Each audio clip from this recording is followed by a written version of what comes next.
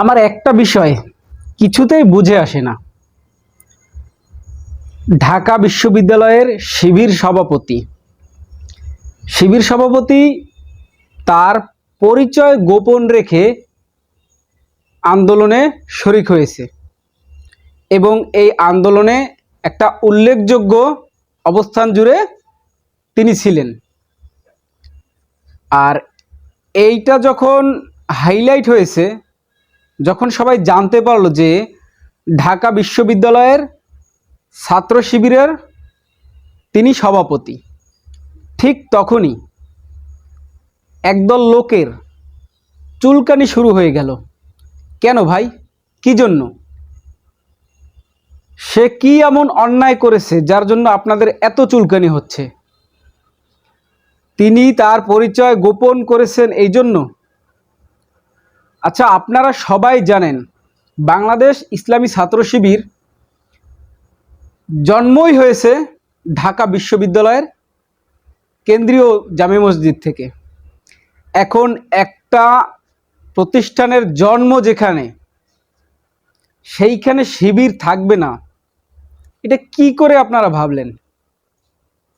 আপনারা কি মনে করেছেন বাংলাদেশ ইসলামী ছাত্র শিবির কোনো ঠুনকো সংগঠন?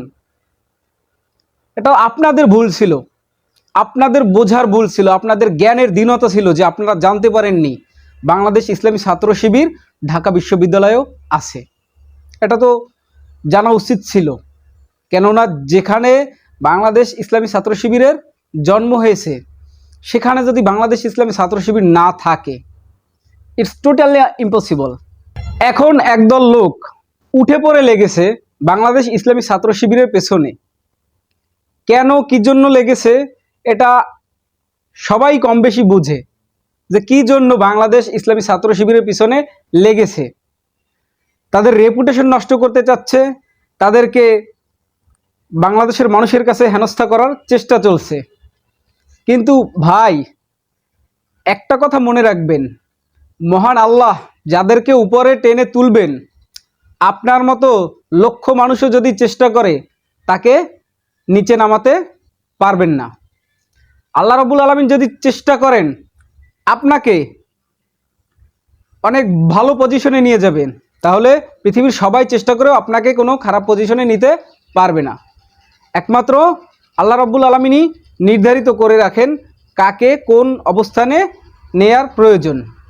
সুতরাং যারা নেগেটিভলি ছাত্র শিবিরের কার্যক্রমগুলো প্রচার করে যাচ্ছেন, তাদের উদ্দেশ্যে আমি বলতে চাই, আপনারা আসুন, দেখুন, জানুন, বুঝুন আসলে ইসলামী ছাত্র শিবির কি চায়, কেন চায় এবং সেটা কিভাবে চায়।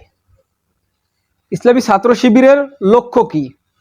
বাংলাদেশ ইসলামী ছাত্র শিবিরের লক্ষ্য হলো আল্লাহর জমিনে দিন কায়েমের চেষ্টা করা।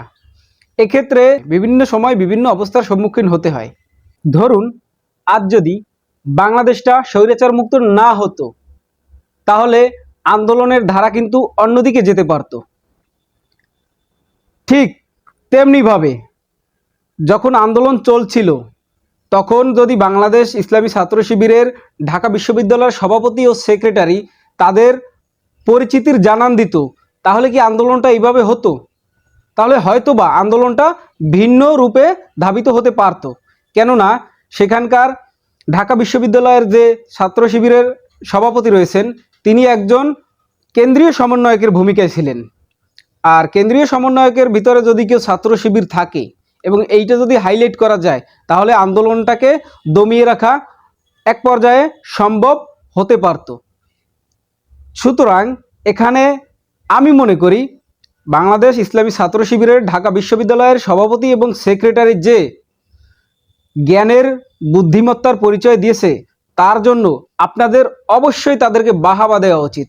কিন্তু তা না করে আপনারা কাপুরুষের মতো তাদের নামে কুৎসা রটাচ্ছেন, আপনারা তাদের নামে গীবত করে যাচ্ছেন। একবার চিন্তা করুন, যদি তারা ওই আন্দোলন চলাকালীন সময়ে তাদের পরিচিতির জানান দিত, তাহলে আন্দোলনটা কি ভিন্ন রূপে ধাবিত হতে পারতো না? অবশ্যই পারতো। কারণ এটা বাংলাদেশের মানুষ অস্বীকার করতে পারবে না যে জুলাই এবং আগস্টের আন্দোলনে বাংলাদেশ ইসলামী ছাত্র শিবিরের উল্লেখযোগ্য একটা ভূমিকা ছিল। সেই ভূমিকাটাকে যদি নস্যাৎ করে দিতে পারতো তাহলে হয়তোবা আজ শেখ হাসিনা ক্ষমতায় থাকতো, স্বৈরাচারের পতন নাও হতে পারতো। এই দিকটা আপনারা বিবেচনা না করে আপনারা শুধুমাত্র একটা বিষয়কে হাইলাইট করে যাচ্ছেন, তারা আন্ডার কভার রাজনীতি করেছে, তারা পরিচয় গোপন করে রাজনীতি করেছে। এটা টোটালি একটা স্টুপিড আইডিয়া ভাই।